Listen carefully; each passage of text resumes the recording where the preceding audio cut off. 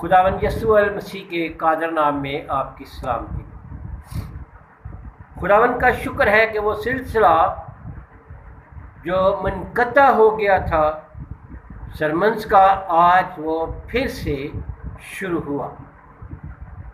ہم نے اپنے چوتھے سرمن میں کہا تھا کہ ہم اس بات پر غور کریں گے کہ خدا کے بیٹے اور انسان کے بیٹے، خدا کے بیٹوں نے دیکھا کہ انسان کی بیٹیاں خوبصورت ہیں اور جس سے چاہا اس سے بیاہ کیا۔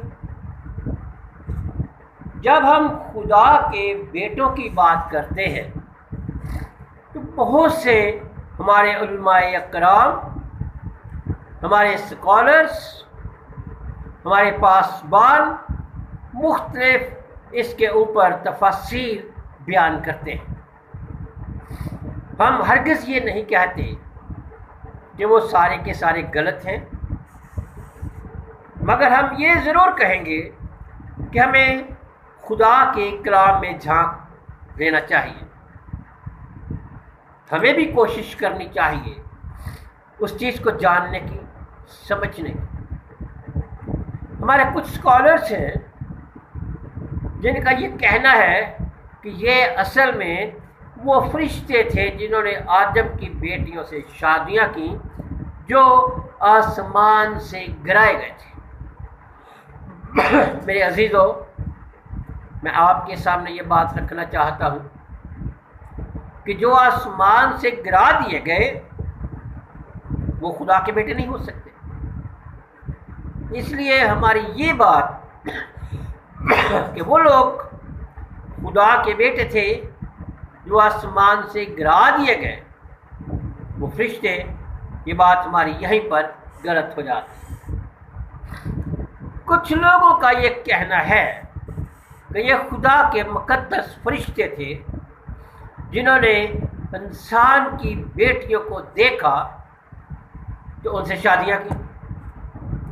پھر سوال یہ پیدا ہوتا ہے کہ فرشتگان میں تو ایسی چیز ہی کوئی نہیں، نر و ناری کا سوال کوئی نہیں، ان میں جسمانی خواہشات کا سوال کوئی نہیں، اور یہ رشتے قائم کرنے کے لیے مادی جسم کا ہونا ضروری ہے۔ مگر ہم خداوند یسوع مسیح کے منہ کے الفاظ سن جب اپنے شاگردوں کے پاس آتے ہیں تو وہ کہتے ہیں کہ تو مجھے چھو کر دیکھو، کیونکہ روح کے گوشت اور ہڈی نہیں ہوتا۔ دروازے میں سے گزرتے ہیں، بند دروازے سے، لیکن زبان مبارکہ سے یہ حکم صادر ہوتا ہے، یہ دلیل ثابت ہوتی ہے کہ گوشت اور ہڈی نہیں ہوتا روح کے، اور اگر گوشت اور ہڈی نہیں تو پھر فزیکلی ریلیشن شپ بھی نہیں۔ پھر سوال یہ پیدا ہوتا ہے کون؟ ہمارے کچھ لوگوں کا کہنا ہے کہ سیت کے نسل نے یہوہ کہہ کر عبادت کرنا شروع کی۔ اس سے پہلے وہ ایل کہتے تھے، لیکن خدا کی عبادت کرتے تھے تبھی تو ہابل قربانی لے کے جاتا ہے۔ وہ خدا کو مانتے تھے، خدا کی تابعداری کرتے تھے،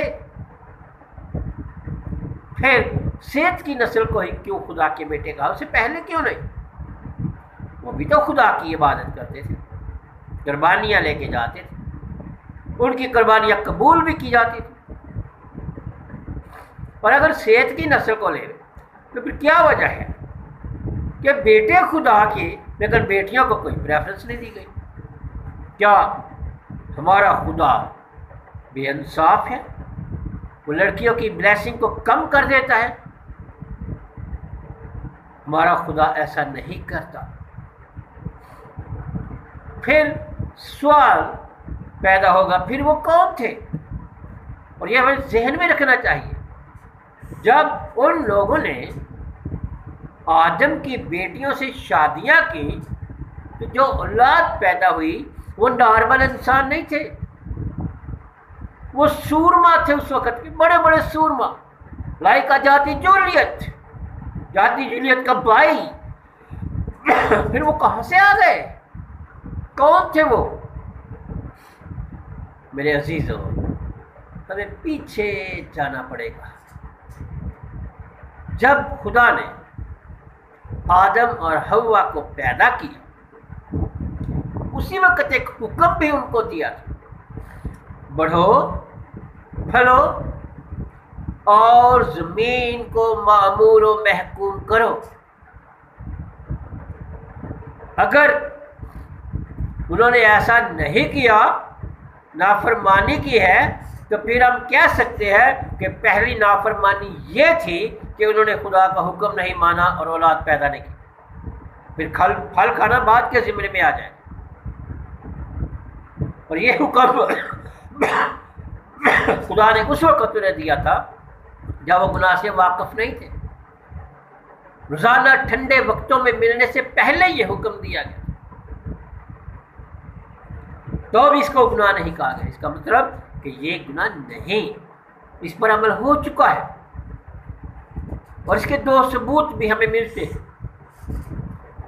جب آدم اور حوا کو نکالا گیا باغ عدن سے، تو حوا کو خدا نے کہا، میں تیرے درد ذہ کو بہت بڑھاؤں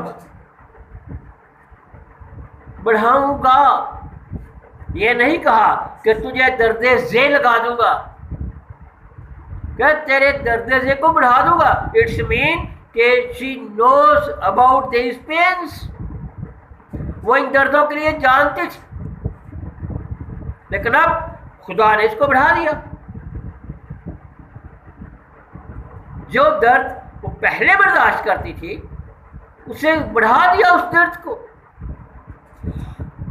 اور قائن جب لے کے جاتا ہے قربانی، اس کے بعد قربانی نامہ قبول ہوئی، وہ اپنے بھائی کو قتل کر دیتا ہے، خداوند سے پکارتا ہے، اور وہ کہتا ہے کیا میں اپنے بھائی کا محافظ ہوں؟ تبھی خدا اس کو اپنے حضور سے نکال دیتا ہے، اور جب اس کو خدا کی حضور سے نکالنے کی بات ہوئی تو قائن فوراً کہتا ہے کہ دیکھ، جو کوئی مجھے دیکھے گا وہ مار ڈالے گا۔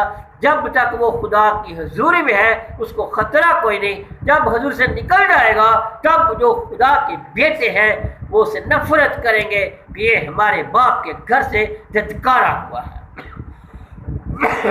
یہ ہمارے باپ کا نافرمان ہے، یہ ایل کا نافرمان ہے، جو مجھے دیکھے گا وہ مار ڈالے گا۔ اٹس مین کہ اور بھی آبادی ہو چکی تھی۔ قائن کی عمر اس وقت کیا ہوگی؟ 35، 40 یا 50 سال۔ اتنی دیر میں کتنی آبادی بڑھ گئی ہوگی؟ اور اگر بڑی بھی تھی تو وہ اس کے اپنے تھے جن کے ساتھ وہ رہتا تھا، ابھی الگ ٹولیاں نہیں بنی تھی۔ لیکن کچھ وہ بھی لوگ ہیں جو قائن کو نہیں جانتے، جن کو قائن نہیں جانتا۔ وہ کون تھے جو اس کو مار ڈالنے کے دیکھ کے کہ یہ خدا کے حضور سے دھتکار دیا گیا ہے، اس کو دیکھو اور مار ڈالو؟ کون تھے وہ؟ یہ وہ لوگ تھے جو عدن میں پیدا ہوئے تھے، جو پاکیزگی کی حالت میں تھے، جو آدم اور حوا کے گناہ کو جاننے سے پہلے پیدا ہوئے تھے، وہ خدا کے بیٹے تھے۔ اور جو آدم اور حوا کی خواہش سے پیدا ہوئے گناہ کو جاننے کے بعد، وہ آدم کے بیٹے اور بیٹیاں تھے۔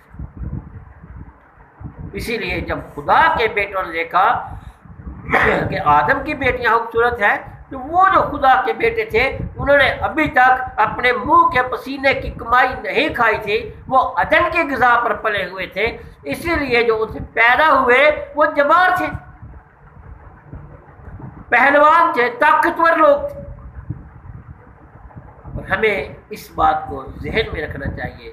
آج خدا کا شکر ہے ہم اپنے 5ویں لیکچر میں جا رہے ہیں، اس کے بعد ہم کوشش کریں گے کہ ہفتے میں 2 یا 3 لیکچر کر کے اپنی ان کمیوں کو پورا کر سکیں۔ آج یہ ٹوکن آف لو کے طور پر 5واں سرمن ہے تاکہ ہم جان سکیں کہ خدا کے بیٹے کون ہیں۔ خدا قادر میرے تمام اسٹوڈنٹس کو، آن لائن بائبل کالج کے تمام اسٹوڈنٹس کو، ان کے گھرانوں کو برکت دے، آمین۔